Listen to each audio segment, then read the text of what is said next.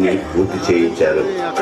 అప్పుడు యాదావ్ భూపతిరావు గారు కూడా కార్యక్రమంలో పాల్గొన్న పెద్దలు ఎస్ఎన్ మూర్తి గారు, దేశ్ముఖ్ గారు, అల్దేకర్ గారు, మల్లారెడ్డి మాణిక్ రెడ్డి గారు, సోంపల్లి సోమయ్య గారు, కందకుర్తిని సందర్శించిన తృతీయ సరసంఘ చాలక్ మాననీయ దేవరస్జీ, వారితో పాటు కందకుర్తి శివానందమూర్తి గారు ఇచ్చేశారు. 31/3/1998 రోజున ఇందూరు కార్యాలయ ప్రారంభోత్సవానికి వచ్చినప్పుడు శ్రీమాన్ రజ్జుబయ్య గారు माँ भारत की चरणों में पुष्पार्चन करने के लिए परम पूज्यनीय सरसंघ चालक जी श्री मोहन भगवत जी को आमंत्रित करते हैं।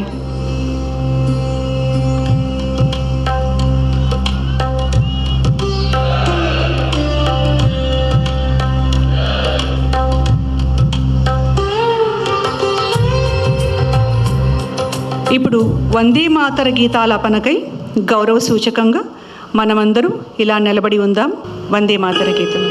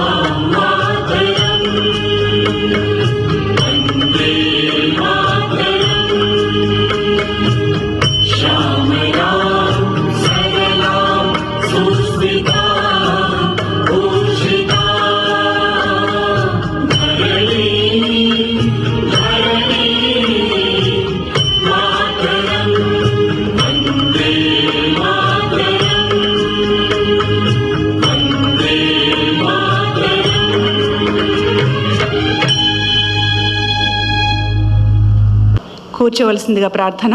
పూర్తి చేసిన తర్వాత 51 సంవత్సరాలు ప్రచారకగా ఉన్నారు.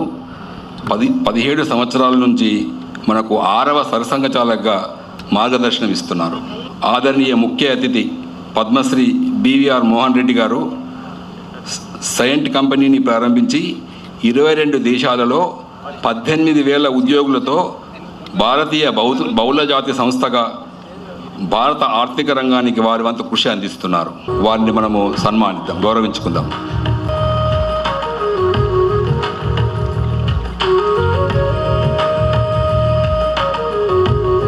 విశాఖపట్నం గుడిలో వాస్తవ్యులు విజ్ఞాన విహార ఉన్నత పాఠశాల ప్రిన్సిపాల్గా రిటైర్ అయినారు. ప్రస్తుతం వీరు మన దక్షిణ మధ్య క్షేత్ర మాననీయ సహసంఘచాలకులు. వారిని కూడా సత్కరించుకుందాం.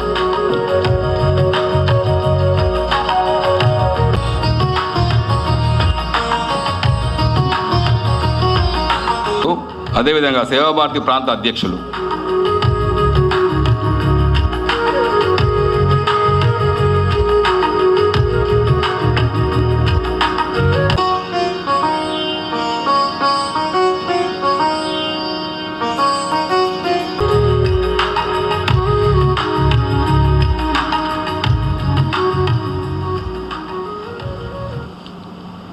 ఇప్పుడు స్వాగత ఉపన్యాసం ఇవ్వవలసిందిగా శ్రీ సుధాకర్ రెడ్డి గారిని వేదిక మీదకి సగౌరవంగా ఆహ్వానిస్తున్నాం.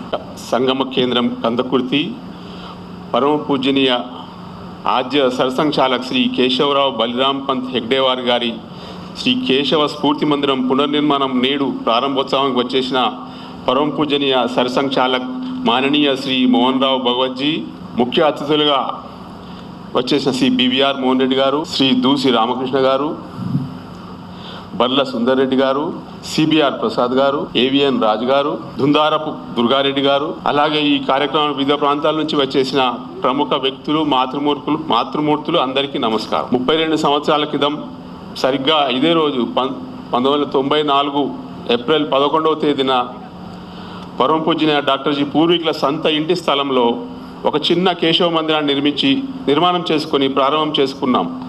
సరిగ్గా 32 సంవత్సరాల తర్వాత భవ్యమైన శ్రీ కేశవ స్ఫూర్తి మందిరాన్ని పునర్నిర్మాణం చేసుకొని పరమ పూజనీయ సరసంఘచాలక్ మాననీయ మోహన్ భగవత్ గారి కరకమల నుంచే ప్రారంభోత్సవం చేసుకోవడం మన అందరి అదృష్టం. నాగ్పూర్ పరమ పూజనీయ డాక్టర్ జీ జన్మభూమి మరియు కర్మభూమి. అక్కడే డాక్టర్ జీ స్మృతి మందిరం ఉంది. డాక్టర్ జీ పూర్వీకుల గ్రామమైన కందకుర్తిలో భవ్యమైన కేశవ స్ఫూర్తి మందిరాన్ని నిర్మాణం చేసుకోవడం భవిష్యత్తులో స్వయం సేవకులకు ఎంతో ప్రేరణ స్ఫూర్తి అందిస్తుందని భావిస్తూ ఈ సమయంలో నేను కేశవ సేవా సమితి అధ్యక్షుడిగా ఉండడం నా అదృష్టంగా భావిస్తూ మీ అందరికీ ధన్యవాదాలు తెలియజేస్తూ ముగిస్తున్నాను. అందరికీ వందనాలు. పరమ పూజనీయ సరసంఘచాలకులు మన్నే మోహన్ భాగవత్ గారికి, వేదిక మీద ఉన్న ఇతర పెద్దలందరికీ కూడా నా నమస్సుమాంజనులు. కార్యక్రమానికి విచ్చిన స్వయం సేవకులు, పుర ప్రముఖులు, తల్లులు, సోదరిమణులందరికీ కూడా నా నమస్సుమాంజనులు. ఈరోజు 62 సంవత్సరాల కాలఖండం తర్వాత పెద్దలు ఆశించినట్టుగా డాక్టర్ జీ యొక్క పూర్వీకుల కందకుర్తి ఈ గ్రామంలో స్వయం సేవకులకే కాదు యావత్ సమాజానికి కూడా ప్రేరణ కలిగించే విధంగా ఒక భవ్యమైన మందిరాన్ని నిర్మాణం చేసుకోవాలని నానా పాల్కర్ గారు అన్వేషణ చేసి అసలు డాక్టర్ జీ ఎక్కడ పూర్వీకులు వారు దాన్ని శోధన చేశారు వారు. ఆ తర్వాత మోరపంతి పింగిలే గారు వారి గ్రామానికి రావటం, ఇక్కడ డాక్టర్ హెడ్గే వారి యొక్క అసలు సొంత గ్రామం అయితే వారి ఇల్లు ఎక్కడ ఉంది, ఇక్కడ ఎవరైనా పూర్వీకులు ఉన్నారా, ఇవన్నిటి కూడా పరిశీలన చేసిన తర్వాత ఒక సుమారుగా 150 గజాల యొక్క పాతబడిపోయిన ఒక ఇల్లు పూర్వీకులది గుర్తించి 1991లో కేశవ సేవా సమితిని ఏర్పాటు చేసుకుని అప్పుడు ఒక స్మృతి మందిరాన్ని మనం నిర్మాణం చేయటం జరిగింది. ఇందాక చెప్పినట్టుగా 30 సంవత్సరాల తర్వాత యాదృచ్ఛికమైన కానీ అప్పుడు ఏప్రిల్ 11, ఇప్పుడు ఏప్రిల్ 11 నాడు మళ్ళీ భవ్యమైన మందిరాన్ని ఇక్కడ ప్రారంభం చేసుకున్నాం. సంఘ యొక్క పెద్దలు, పూజ్యులు మాననీయ భయాజీ జోషి గారు మరియు ఇతర పెద్దలందరూ కూడా ఈ శతాబ్ది ఉత్సవం, సంఘకి శతాబ్ది ఉత్సవాలు జరుగుతున్నాయి. ఈ శతాబ్ది ఉత్సవాలలో ఈ భవ్య మందిరం నిర్మాణం అయితే బాగుంటుందని తలచి తదనుగుణంగా గత 2 సంవత్సరాలుగా మనం ఈ మందిర నిర్మాణాన్ని ప్రారంభం చేసుకున్నాం. సుమారుగా ఏప్రిల్ మాసంలోనే 2024లో భూమి పూజ జరిగింది. అప్పటి నుండి ఇప్పటి వరకు నిర్మాణం జరుగుతూ వచ్చింది. ఎక్కడో ఒక చిన్న 150 గజాల యొక్క స్థలాన్ని ఆ రోజు మనం తీసుకున్న తర్వాత ఇప్పుడు భవ్యమైన మందిరాన్ని నిర్మాణం చేసుకోవాలంటే ఈ చిన్న ప్రదేశం సరిపోదు కాబట్టి దాని పక్కన ఉన్న చిన్న చిన్న కుటుంబాలు వాళ్ళందరినీ కూడా ఇలాంటి ఒక మహత్ కార్యానికి మీరందరూ కూడా భాగస్వామ్యం కావాలి, కాబట్టి మీరు మీ స్థలాలను ఇవ్వాలి అని మనం అడిగిన వెంటనే కాదనకుండా దాతలు ఎంతోమంది సహృదయంతో సుమారుగా 8 మంది వాళ్ళ స్థలాలన్నింటినీ కూడా మన సమితికి ఇవ్వటం జరిగింది. సుమారుగా ఇప్పుడు 8,000 చదరపు అడుగుల భవ్యమైన మందిరాన్ని మనం నిర్మాణం చేసుకున్నాం. దాన్ని పూజనీయ సర్సంఘ చాలక్జీ ఇప్పుడే ప్రారంభం చేసి మనందరికీ కూడా అందించారు. కేశవ స్ఫూర్తి మందిర్లో కేవలం అప్పుడే ఆలోచన చేసే మోరపంతి పింగ్లే గారు, ఆ తర్వాత రజ్జుభయ్య గారు వచ్చారు, బాలాసాహెబ్జీ పూజనీయ బాలాసాహెబ్జీ కూడా సర్సంఘ చాలకులు ఇక్కడ రావటం జరిగింది. వాళ్ళు ఇచ్చిన ప్రేరణలో భాగంగా కేవలం భవనం ఉంటే సరిపోదు, ఇక్కడ ప్రజలకు ఉపయోగపడే విధంగా ఒక విద్యా మందిరాన్ని ఏర్పాటు చేస్తే బాగుంటుందని 1997లో ఒక స్కూల్ని ప్రారంభం చేసుకున్నాం, కేశవ విద్యా మందిరాన్ని. ఈరోజు వరకు దాంట్లో అనేక మంది విద్యార్థులు చదువుకున్నారు.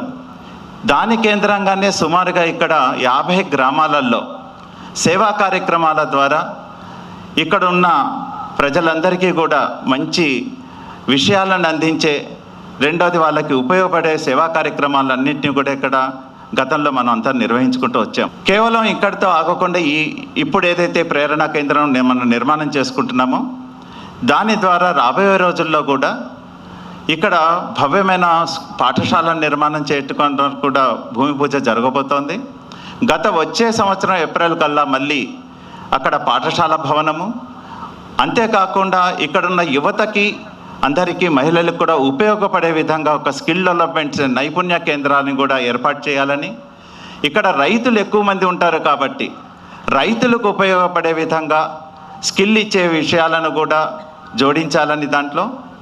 రెండోది స్కిల్లో ఈ మధ్య గ్రీన్ జాబ్స్ ఎక్కువగా ఉన్నాయి, పర్యావరణాన్ని పరిరక్షణలో చేసుకుంటూ చేయవలసిన జాబ్స్ చాలా వస్తున్నాయి కాబట్టి అలాంటి నైపుణ్యాలను కూడా ఈరోజు అందించాలని చెప్పి ఈ నైపుణ్య కేంద్రంలో అందించాలని వచ్చే సంవత్సరం కల్లా భవనాలను కూడా మనం నిర్మాణం చేసుకుంటున్నాం. ఈ భవనాలలో నిర్మాణం కావటానికి ఇందాక దాతలు ఏ విధంగా చేశారో దాంతోపాటుగా ఇక్కడ స్థానిక ఎమ్మెల్యే గారు కావచ్చు, ఎంపీ గారు కావచ్చు, అట్లానే భవన రోడ్ల శాఖ మార్చులు కావచ్చు, ఎందరో దీని మీద వాళ్ళు సహకారం అందించారు. వారి యొక్క సహకారం కారణంగానే ఇంత వేగంగా ఈ భవనం కావచ్చు, ఈ రోడ్లు కావచ్చు అన్నీ కూడా నిర్మాణం జరిగాయి. కాబట్టి ఇదే ప్రేరణ, ఇదే రకమైన దాతృత్వం రాబోయే రోజుల్లో కూడా అందరూ అందిస్తారు. కాబట్టి అతి త్వరలోనే మనం అనుకున్న విధంగా ప్రజలకు ఉపయోగపడే విధంగా అన్ని సేవా కార్యక్రమాలు నిర్వహించుకోవటానికి మరియు ఆధ్యాత్మిక కార్యక్రమాలు నిర్వహించుకునే విధంగా ఇక్కడ చేయటం జరుగుతుంది. ఈ భవనంలో ఇప్పుడే ప్రారంభం చేసిన ఈ భవనంలో కూడా డాక్టర్జీ యొక్క జీవితం అంతా కూడా రాబోయే తరాలకు అర్థం కావటానికి పుస్తకం చదవకపోయినా లేకపోతే సంఘం తెలియని వాళ్ళకి కూడా అందరికీ కూడా అర్థమయ్యే విధంగా ఆర్ట్ గ్యాలరీ, బొమ్మల యొక్క పెయింటింగ్స్ అన్నీ కూడా బాల్యం నుంచి మొదలు పెడితే అంటే కందకుర్తి యొక్క ఇతిహాసం కూడా గొప్పది. ఇక్కడ రాముడు వచ్చాడు, తర్వాత ఇక్కడ శివాజీ మహారాజ్ వచ్చారు, అహల్యాబాయి హోల్కర్ గారు వచ్చారు, అనేక మంది పెద్దలు ఇక్కడికి వచ్చినారు. దాంతోపాటుగా ఇక్కడ స్కందుడు అంటే సుబ్రహ్మణ్య స్వామి సాక్షాత్తు తపస్సు చేసుకున్న స్థలం. ఇలాంటి ఒక చరిత్ర అంతా కూడా ప్రజలకు అర్థం కావాలి కాబట్టి ఆ పెయింటింగ్స్లో మొదట కందకుర్తి యొక్క చరిత్ర, తర్వాత డాక్టర్జీ జన్మం నుంచి ప్రారంభం చేసే బాల్యంలో వారు ఏ విధంగా దేశభక్తిని చాటుకున్నారు అలాంటి విషయాలను కూడా ప్రేరణ కలిగించే విధంగా చిత్రాలను నిర్మాణం చేయటం జరిగింది. యవ్వనంలో కలకత్తాలో చదువుకుంటూ ఎట్లా అనుశీలన సమితిలో విప్లవ దాంట్లో కూడా ఎలా పాల్గొన్నారు, స్వాతంత్ర సమరంలో ఎలా పాల్గొన్నారు, వాటన్నిటిని కూడా చరిత్రకి మనకి తెలిసే విధంగా ఒక అద్భుతమైన చిత్రాలను అక్కడ నిర్మాణం చేయటం జరిగింది. కేవలం సంఘం ప్రారంభానికి ముందు అనేక మంది దేశానికి వచ్చి దేశాన్ని బానిసలుగా చేస్తున్నారు. కానీ బ్రిటిష్ వాళ్ళు వెళ్ళిపోయిన తర్వాత కూడా మనం బానిసలుగా ఉండమని గ్యారంటీ ఏమిటి అని చెప్పి ఒక ఆలోచనలో పుట్టినదే సంఘం. 1925 నుంచి సంఘం ఏ విధంగా ఎదిగింది దాని గురించి కూడా అనేక చిత్రాలన్నింటినీ కూడా దాంట్లో పొందుపరచడం జరిగింది. ఇట ఆ ఆర్ట్ గ్యాలరీలో దాంతోపాటుగా ఒక చిన్న మినీ థియేటర్ కూడా నిర్మాణం చేసుకుంటున్నాం. దాంట్లో డాక్టర్జీ యొక్క జీవితము ఒక 10 నిమిషాల సేపు అందరికీ కూడా అర్థమయ్యే విధంగా ఒక చిన్న థియేటర్ ఉంటుంది. అలానే డాక్టర్జీ రాసిన దస్తూరితో ఉన్న లెటర్స్ కానివ్వండి, వారు డైరీస్ కానివ్వండి, ఇలాంటి ఒక వారు సొంత చేతులతో రాసిన అన్నింటిని కూడా అక్కడ పొందుపరచడానికి ఒక మ్యూజియాన్ని కూడా ఏర్పాటు చేసుకోవటం జరుగుతోంది. కాబట్టి వీటన్నిటిని మీరు అందరూ కూడా దర్శిస్తారు రాబోయే రోజుల్లో. కాబట్టి డాక్టర్జీ యొక్క దీంట్లో మనందరికీ ప్రేరణ కలిగింది ఇంకొక విషయం ఉంది. కింద డాక్టర్జీ యొక్క విగ్రహము, నిలువెత్తు విగ్రహం ఉంది. దానిపైన భారతమాత యొక్క విగ్రహం కూడా ఉంది. ఈ రెండు విగ్రహాలు మనకి అయోధ్యలో రామ్లలా యొక్క విగ్రహాలు చెక్కిన అరుణ్ యోగిరాజు గారు, మైసూర్కి చెందినవారు, వారే ఆ రెండు విగ్రహాలను కూడా చెక్కారు. అద్భుతంగా ఉంది, మీరందరూ దాన్ని దర్శిస్తారు. కాబట్టి ఇలాంటి ఒక భవనాన్ని పూజనీయ సరసంఘ చాలక్జీ గారి కరకరముల చేత మనకందరికీ ఈరోజు అందించారు. కాబట్టి వారికి, దీంట్లో సహకరించిన అందరికీ కూడా సమితి ద్వారా ధన్యవాదాలు తెలుపుతూ ముగిస్తాను. జై హింద్, జై భారత్.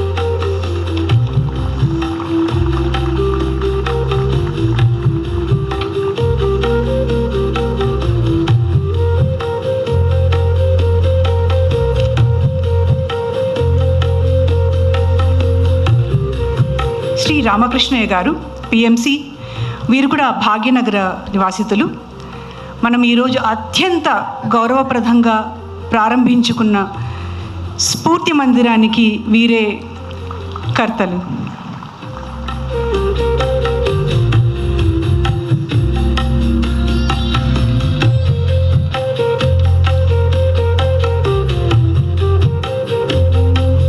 ధన్యవాదాలు. శ్రీ త్రిపురాంత రెడ్డి గారు, వీరు ఆర్కిటెక్ట్.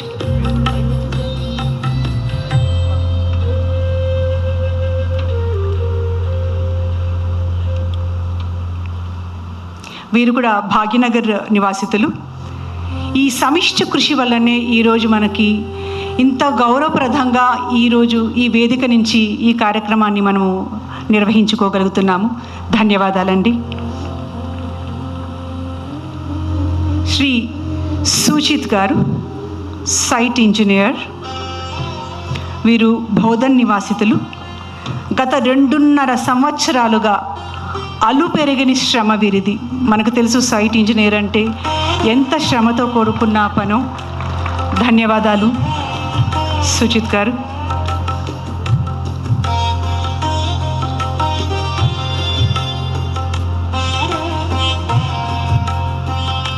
శ్రీ పాండ్యన్ గారు, స్థపతి.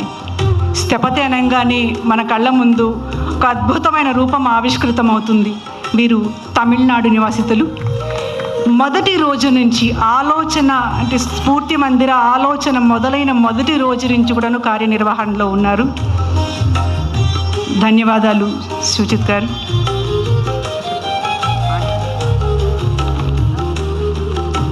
ధన్యవాదాలు పాండ్యన్ గారు. శ్రీ సాయి గారు, శ్రీ సాయి గారు, వీరు ఆర్టిస్ట్ అండి. మన ఆర్ట్ గ్యాలరీ ఎంత కన్నుల విందుగా అనిపిస్తుందంటే నిజంగా అక్కడ జరుగుతున్న చిత్రాలు మన చరిత్రను మనతో మాట్లాడుతున్నట్టుగా అనిపిస్తుంది. అంత చక్కటి ఆర్ట్ గ్యాలరీ వీరి ద్వారా నిర్మితమైంది. వీరు కూడా భాగ్యనగర్ నిర్వాసితులు. ధన్యవాదాలు సాయి గారు. మన భవన నిర్మాణంలో వీరి గురించి ఎంత చెప్పుకున్నా తక్కువే. శ్రీ నరసింహ గారు, భవనం కన్స్ట్రక్షన్లో తెలిసిందే, కన్ను రెప్ప కూడా వేయకుండా కంటికి రెప్పగా కాపాడుకొని ఈ భవనాన్ని మన ముందు ఆవిష్కృతం చేసిన వారిలో వీరు ఒకరు. శ్రీ నరసింహ గారు మేస్త్రిగా మనకిక్కడ సేవలు అందించారు. ధన్యవాదాలు నరసింహ గారు. ఇదే కార్యక్రమంలో భాగంగా శ్రీ రమణమూర్తి గారు, వీరు కూడా మేస్త్రిగా మనకు సేవలు అందించారు. భవన నిర్మాణంలో వీరిద్దరి కృషి అనిర్వచనీయం. ఒకసారి మనందరి కరతాళ ధ్వనులతో ఈ శ్రీ కేశవ స్ఫూర్తి మందిర నిర్మాణంలో అహర్నిశలు కృషి చేసిన ఈ శిల్పులందరికీ, రూపకర్తలందరికీ మన తరఫు నుంచి ప్రత్యేక ధన్యవాదాలు తెలియజేసుకుందాం. విజయము ఏ విధిగాంచితివయ్యా, 1000 ఏండ్లుగా విఘటన కెరయై తుంటరి మూకల దాడికి గురి అయి ఒంటరి బ్రతుకై ఓటమి పాలై విరిగిన పాలగు వీర హిందువుల విరిగిన పాలగు వీర హిందువుల సమైక్య జీవన సమాజ భావన ఎటులు హించితివయ్యా విజయము ఏ విధిగాంచితివయ్యా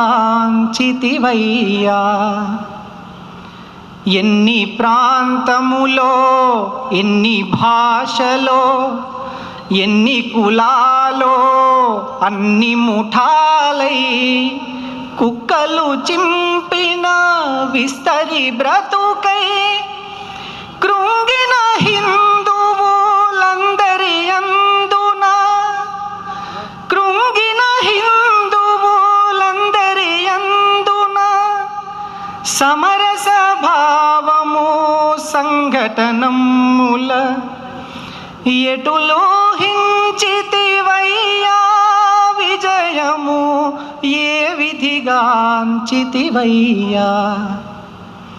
పసిబాలురతో ప్రారంభించి ప్రౌఢుల కూడా అనుసంధించి ఆటపాటలే కార్యక్రమముగా అనంత హైందవ యువ సమాజమును అనంత హైందవ యువ సమాజమును అనుశాసనమును ఆత్మీయతలను ఎటులో హించితివయ్యా విజయము ఏ విధిగాంచితివయ్యా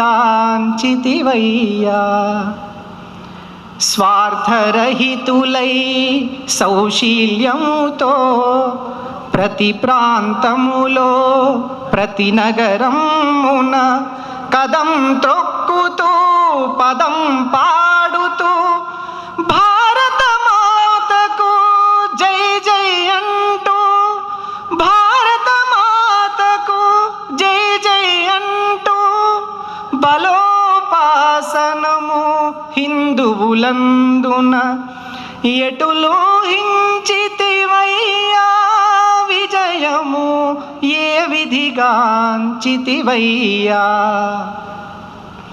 కరస్పర్శయే పరుసవేదిగా మాటలైక్యతా మంత్రములుగా అయస్కాంతమగు ఆత్మీయతతో నీవే సంఘమై సంఘమే నీవై నీవే సంఘమై సంఘమే నీవై ఎందరెందరినో త్యాగధనులను ఎటులో హించితివయ్యా విజయము ఏ విధిగాంచితివయ్యా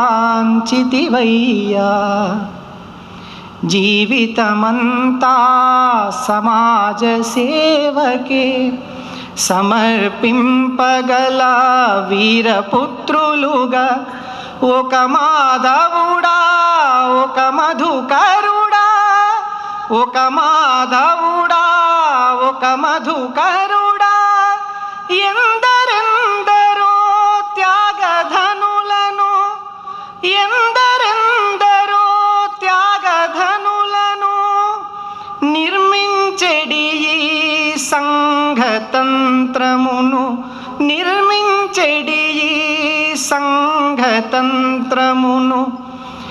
ఎటులో హించితివయ్యా విజయము ఏ విధిగాంచితివయ్యా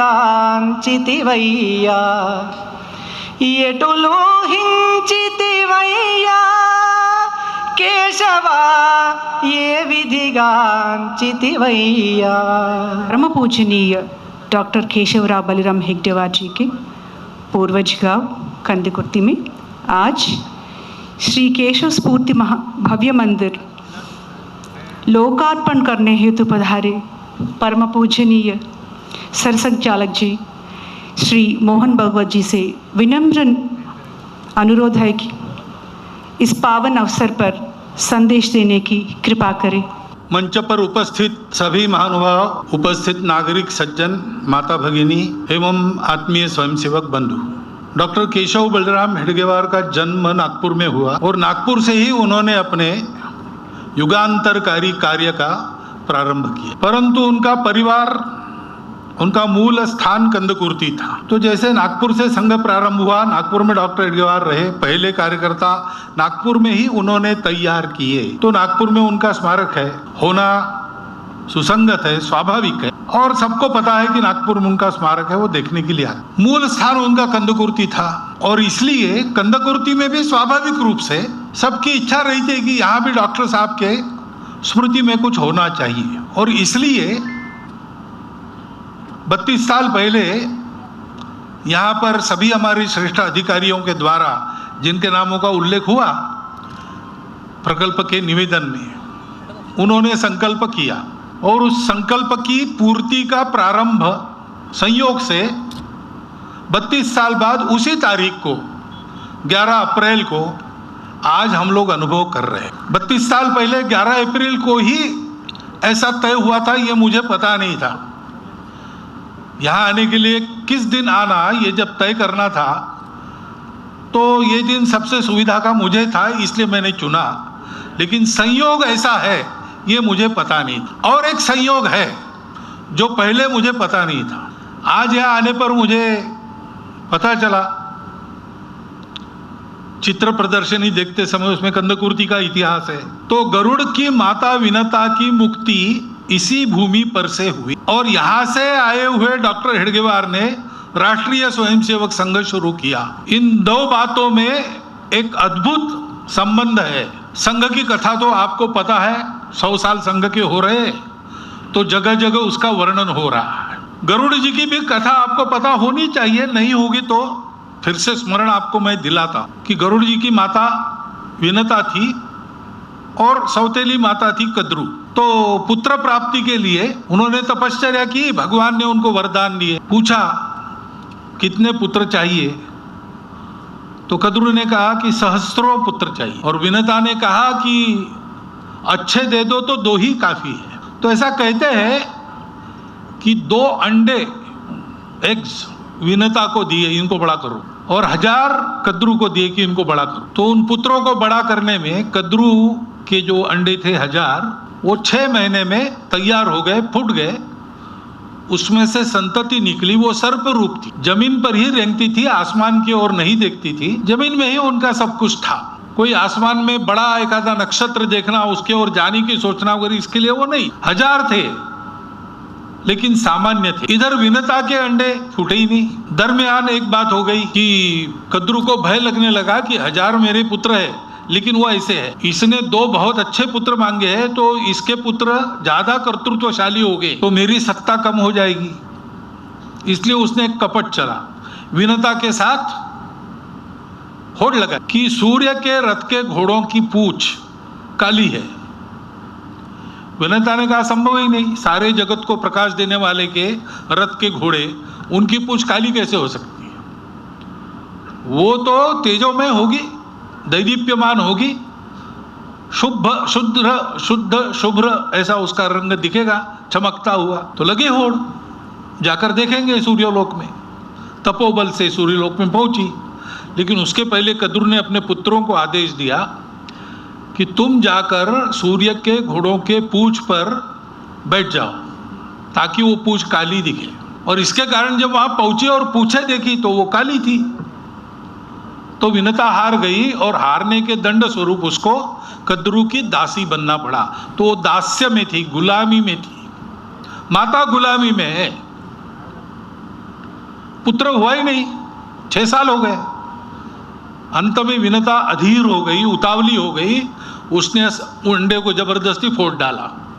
तो उसमें से एक तेजस्वी पुत्र निकला, लेकिन वो अधूरा था, पूरा बड़ा नहीं हुआ था। तो बाकी सारा शरीर तेजस्वी था, अग्निमय था, लेकिन उसके पैर नहीं थे। और अपनी ये हालत देखकर उसने कहा कि मुझे समय से पहले अंडे से बाहर जिसने निकाला वो मेरे जैसा ही परस्वाधीन होंगे, गुलाम हो जाएंगे।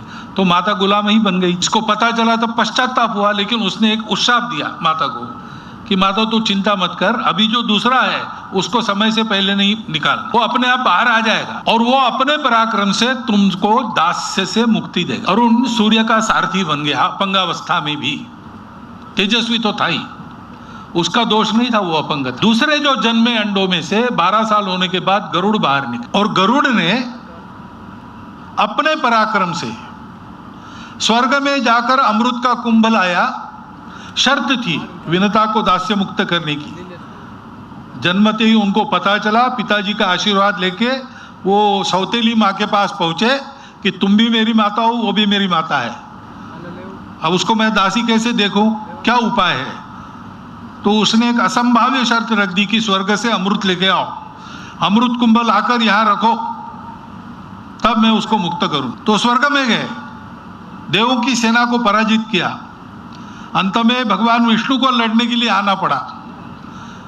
गरुड़ के युद्ध कौशल पर वो इतने प्रसन्न हुए कि उन्होंने संधि कर ली, मैत्री कर ली और गरुड़ को अपने वाहन स्वरूप में मांग लिया। गरुड़ को अमृत कुंभ मिला, वो लेके आया और विनता और कद्रू के सामने जहां बताया था उसने यहां रखो, वहां उसको रख दिया। तो विनता दास्य मुक्त हो गई। रखना नहीं था, वापस करना था, इसलिए तुरंत उठा के ले गए। वचन पूरा कर लिया था, माता दास्य मुक्त हो गई। अमृत पीने में इनका कोई रस नहीं था गरुड़ का, अमृत के लिए थे ही नहीं, वो माता के लिए थे। अमृत वापस कर दिया। अब ये कथा है, डॉक्टर साहब ने क्या किया, संघ की स्थापना की यानी अपने माता के मुक्ति के लिए व्याकुल लोगों में से एक थे। बचपन से भारत माता को स्वतंत्र करना, हमारी अपनी सत्ता को हथिया कर हमको गुलाम बनाकर राज्य करने वाले अंग्रेजों को खदेड़ देना, बाहर जिस उपाय से जा सकते हैं उस उपाय से बाहर निकाल। और इसलिए जो जो लोग इस दृष्टि से प्रयत्न कर रहे थे उन सब के कामों में वो कार्यकर्ता रहे। वो क्रांति कार्य करने वाले, सशस्त्र प्रतिकार में भी वो थे और राजनीतिक मार्ग से आंदोलन करके स्वतंत्रता प्राप्त करने वाले मार्ग में भी वो थे। प्रामाणिकता उनका सद्गुण था। जहां जहां गए वहां वहां लोगों ने उनकी पहली विशेषता यही बताई कि वो प्रामाणिक थे। उससे भी ज्यादा प्रभावी उनकी दूसरी विशेषता स्वयंसेवकों के ध्यान में आई। उनके समय के स्वयंसेवक वो बताते, पहली बात बताते उनका स्नेह। और जो संघ के संपर्क में नहीं थे वो सब बताते हैं कि ये बड़े प्रामाणिक है। राजशेखर नहीं, राजनारायण बसु, उनके किताबों में उनका उल्लेख है। रास बिहारी बसु, उनके 2-3 किताबों में डॉक्टर साहब का उल्लेख है। हर बार वो लिखते कि केशव हेडगेवार नागपुर से आया तरुण है, बहुत प्रामाणिक कार्यकर्ता है। और इसलिए प्रामाणिकता से, निस्वार्थ बुद्धि से, तन मन धन पूर्वक दोनों प्रकार के रास्तों में उन्होंने काम किया। और काम करते समय उनके ध्यान में आया कि जो इन कामों के प्रमुख लोग हैं उनके मन में भी एक चिंता है कि अंग्रेज तो कोई पहले नहीं है हमको गुलाम बनाने वाले, इसके पहले बहुत लोग आ गए और बार बार हम पिट रहे, लूट रहे। इसका मतलब बाहर वालों की ताकत से ज्यादा हमारी कोई कमी है जिसके कारण हम पिटते हैं, लूटते हैं। और इसलिए उस कमी को दूर करना, हिंदू समाज में एकता की कमी है। वास्तव में हिंदू समाज में सब विविधताओं की मान्यता है। आपकी भाषा कोई हो, आपकी पूजा कोई हो, खान पान रीति रिवाज कोई हो, सब बातों में हिंदुत्व कहता है कि सब रास्ते सही है, अपने रास्ते पर पक्के रहो, दूसरों के रास्तों का सम्मान करो, तकलीफ मत दो, मिलजुल कर चलो। लेकिन हिंदू समाज की अपनी स्थिति में जात पात का भेद, भाषाओं के भेद, प्रांत के भेद चल रहे हैं। और इसलिए हिंदुत्व के आधार पर हिंदू समाज को जुटाना, वैसे तो हिंदुत्व हमको जोड़ने वाला आधार सबके लिए, पहले हिंदू उस आधार पर अपना एक समरस रूप खड़ा करे। दूसरी बात, इतने दिन मार खाते खाते वो अकेला बन गया है। करोड़ों होने के बाद भी अकेला होने के कारण वो डरता है। उसके मन से भय निकाल देना, उसको निर्भय बनाना, बल संपन्न बनाना। लेकिन ये निर्भयता और बल संपन्नता उसके अपने भलाई के लिए है, किसी को मारने के लिए नहीं है। और इसलिए उसको शील संपन्न भी बनाना। और आज अपने समाज की स्थिति ठीक करने के लिए वो अपना जीवन लगा दे। तो क्या करना, कैसे करना, इसके लिए जो ज्ञान आवश्यक है वो ज्ञान वो प्राप्त करे, ऐसी तपस्या वो करे, डटे रहे, उस पर सतत करे और उत्तरोत्तर उसकी ध्येय निष्ठा तीव्र हो। समय लगता है वैसे नहीं होगा, ऐसा करके छोड़ देते लोग काम, ऐसा न हो। जितना समय जाता है और जल्दी करनी चाहिए, ऐसा लगना चाहिए। डॉक्टर हेडगेवार ने जाने के पहले जो संघ की प्रार्थना निश्चित की, सबकी बैठक होने के बाद, उस प्रार्थना में इन 5 गुणों की उपासना कही जाती है। संघ के कार्यक्रमों में से ये सब गुण उत्पन्न होते हैं समाज में, संघ की शाखा में आने वाले लोगों में। हिंदू समाज कैसा होना चाहिए इसका एक आदर्श रूप खड़ा हो, क्योंकि उनके ध्यान में आया कि सबको ऐसे लगता है कि बार बार हम लुटते पिटते हैं, इसमें ये कमियां हैं, उसको किसी ने दूर करना चाहिए, नहीं तो बार बार ये काम करना पड़ेगा, स्वतंत्रता के लिए बार बार लड़ना पड़ेगा। बीमारी जड़मूल से खत्म होना है तो समाज को एक करना पड़ेगा, समाज को गुणवान बनाना पड़ेगा। हमारे काम में ये कमी है। सारी शक्ति और तेजस्विता पराक्रम होने के बाद भी अरुण को लगा कि मेरे पैर नहीं है, ये मेरी कमी है, इसलिए माता को स्वतंत्र करने का काम गरुड़ को करना पड़ा। मैं कम तेजस्वी नहीं हूं, मैं तो सूर्य का सारथी हूं, परंतु वो काम इसको करना पड़ेगा। ऐसा उस समय के नेताओं को लगता था कि हमने अपना एक काम चुन लिया है, हमको फुर्सत नहीं है, किसी ने ये काम करना चाहिए। डॉक्टर हेडगेवार ने उस काम को करने का बीड़ा उठाया, उसमें से राष्ट्रीय स्वयंसेवक संघ की निर्मित हुई। किसी के विरोध में नहीं हुई है, सबका काम पूरा करने के लिए हुई, किसी को मारने के लिए नहीं हुई है, अपनी माता को शरीर मन बुद्धि से दास्य मुक्त करने के लिए हुई। और जैसी उन्होंने कल्पना की थी वैसा निर्भय, बल संपन्न, शील संपन्न हिंदू बनाने का काम सब परिस्थितियों में वीरव्रती बनकर सतत करने वाले, उत्तरोत्तर जिनकी ध्येय निष्ठा तीव्र होती है, ऐसे तरुणों कार्यकर्ताओं का समूह पूरे देश भर में पर्याप्त मात्रा में अब खड़ा हो रहा। तो एक इतिहास इसी भूमि पर घटा।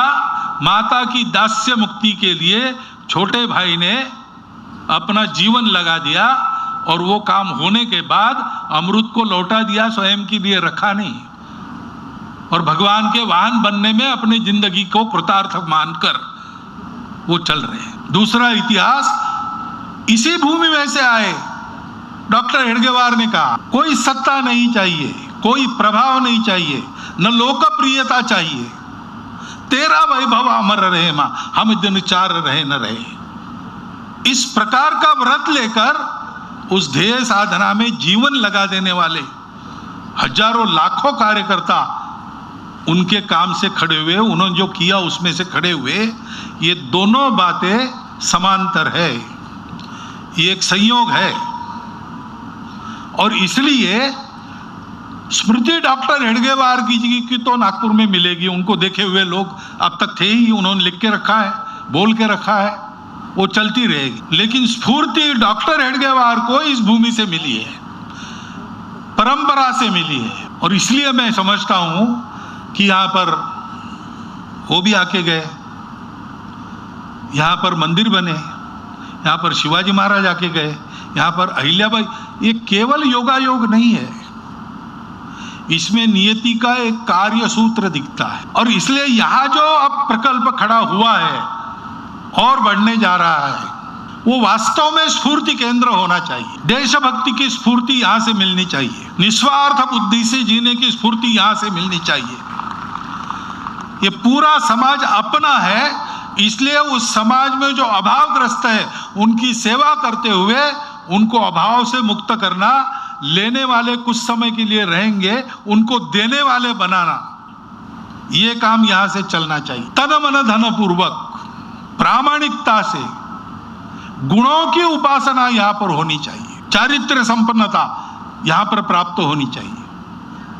ऐसे सब काम यहां के प्रकल्प में से खड़े होने आवश्यक है। क्योंकि डॉक्टर हेडगेवार जी की स्फूर्ति मैं समझता हूं यहां के मिट्टी के कण कण में भी है,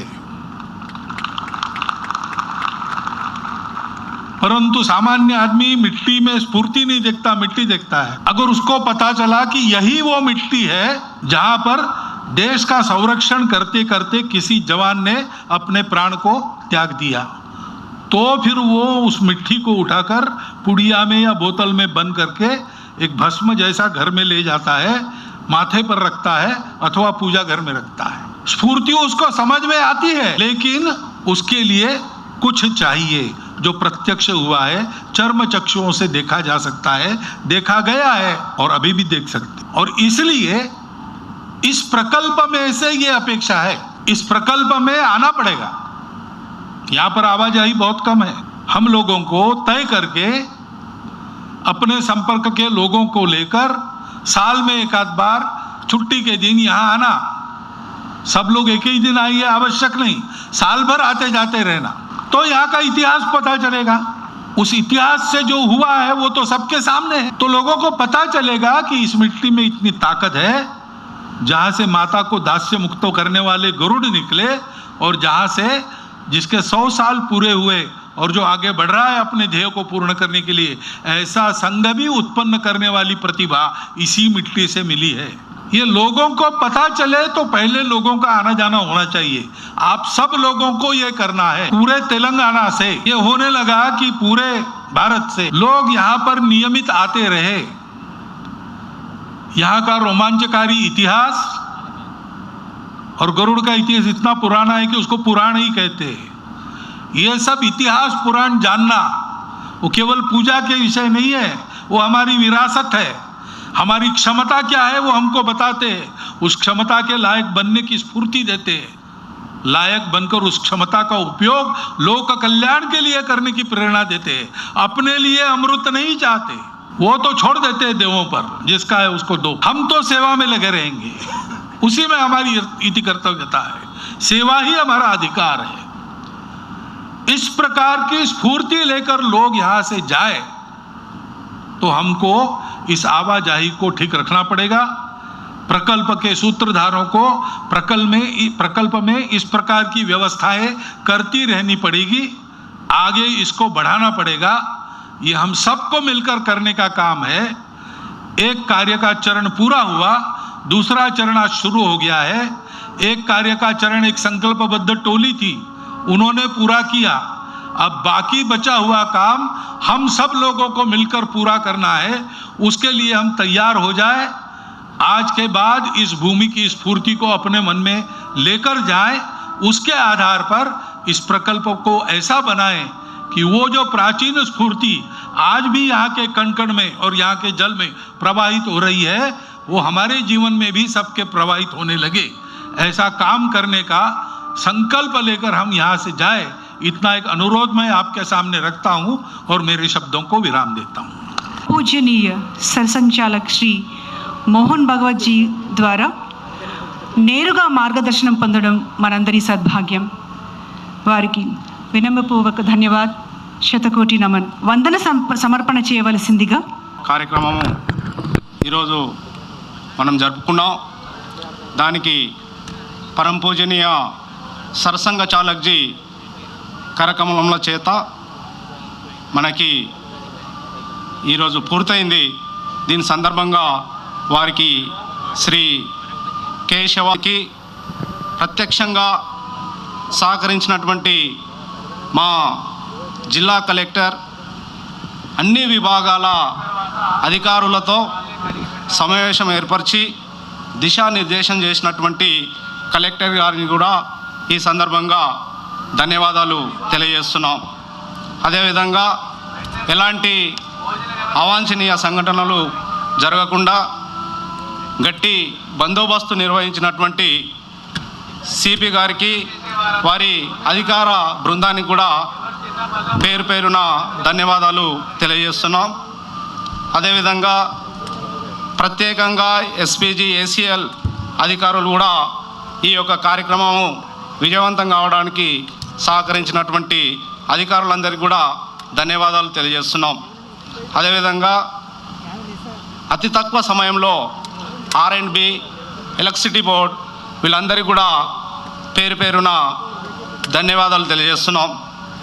అదేవిధంగా ఇంతటి కార్యము దీనికి సంబంధించినటువంటి పంజాబ్ సింధ్ గుజరాత్ మరాఠా ద్రావిడ ఉత్తర బంగా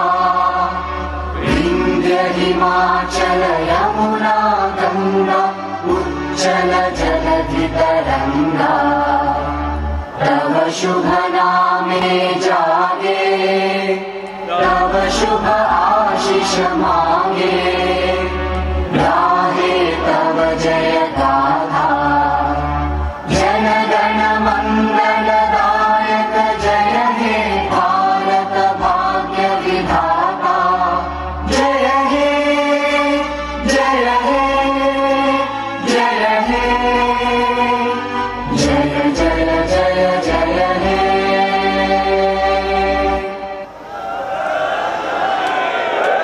అందరం ఉంటాం. ఉంటూనే మనకు వెనక వైపున సభకి వెనక వైపున భోజనాలు